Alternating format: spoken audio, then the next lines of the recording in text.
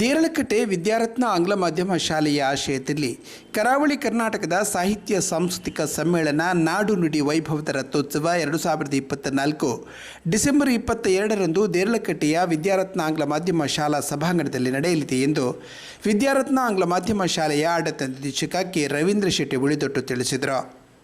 ಶಾಲೆಯಲ್ಲಿ ಸಾಹಿತ್ಯ ಸಮ್ಮೇಳನದ ಮಾಹಿತಿ ನೀಡಿದ ಅವರು, ಹಿರಿಯ ಸಾಹಿತಿ ವಿದ್ವಾಂಸ ಪಾದೇಕಲ್ಲು ವಿಷ್ಣು ಭಟ್ ಈ ಬಾರಿ ಸಮ್ಮೇಳನದ ಅಧ್ಯಕ್ಷರಾಗಿ ಆಯ್ಕೆಯಾಗಿದ್ದು, ಶಿವಮೊಗ್ಗ ಕುವೆಂಪು ವಿಶ್ವವಿದ್ಯಾಲಯದ ಉಪನ್ಯಾಸಕರು, ಎನ್ಎಸ್ಎಸ್ ಕಾರ್ಯಕ್ರಮ ಸಂಯೋಜಕರು, ಸಾಹಿತಿ ವಾಗ್ಮಿ ಡಾಕ್ಟರ್ ಶುಭಾ ಮರವಂತೆ ಅವರಿಗೆ ವಿದ್ಯಾರತ್ನ ಪ್ರಶಸ್ತಿ ಪ್ರದಾನ ಮಾಡಲಾಗುವುದು ಎಂದರು. ಬೆಳಿಗ್ಗೆ 9 ಗಂಟೆಗೆ ದೇರಳಕಟ್ಟೆಯ ಅಯ್ಯಪ್ಪ ಸ್ವಾಮಿ ದೇವಸ್ಥಾನ ಬೆಳ್ಮ ಪಂಚಾಯತ್ ವಠಾರದಿಂದ ಪೂರ್ಣಕುಂಭ, ಕೊಂಬು, ಕಹಳೆ, ಚೆಂಡೆ ವಾದನ, ಹಾಲಕ್ಕಿ, ಪೂಜಾ ಕುಣಿತ, ವೀರಗಾಸೆ, ಹುಲಿವೇಷ, ಸ್ಕೌಟ್ಸ್ ಗೈಡ್ಸ್ ವಿದ್ಯಾರ್ಥಿಗಳ ಜೊತೆ ಸಮ್ಮೇಳನದ ಅಧ್ಯಕ್ಷರ ಮೆರವಣಿಗೆ, ಕೈರಂಗಡ ಶಾರದಾ ವಿದ್ಯಾಗಣಪತಿ ವಿದ್ಯಾಸಂಸ್ಥೆಯ ಸಂಚಾಲಕರಾದ ಟಿ.ಜಿ. ರಾಜಾರಾಮ್ ಭಟ್ ಧ್ವಜಾರೋಹಣವನ್ನು ರತ್ನ ಎಜುಕೇಷನ್ ಟ್ರಸ್ಟ್ನ ಕೋಶಾಧಿಕಾರಿ ರತ್ನಾವತಿ ಕಿಶೆಟ್ಟಿ ನೆರವೇರಿಸಲಿದ್ದಾರೆ ಎಂದರು.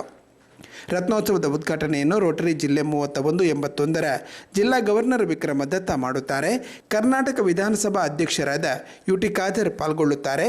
ಸಮಾರೋಪದಲ್ಲಿ ಜಿಲ್ಲೆಯ ಸಂಸದರಾದ ಕ್ಯಾಪ್ಟನ್ ಬ್ರಿಜೇಶ್ ಚೌಟ ಭಾಗವಹಿಸಲಿದ್ದಾರೆ ಎಂದರು.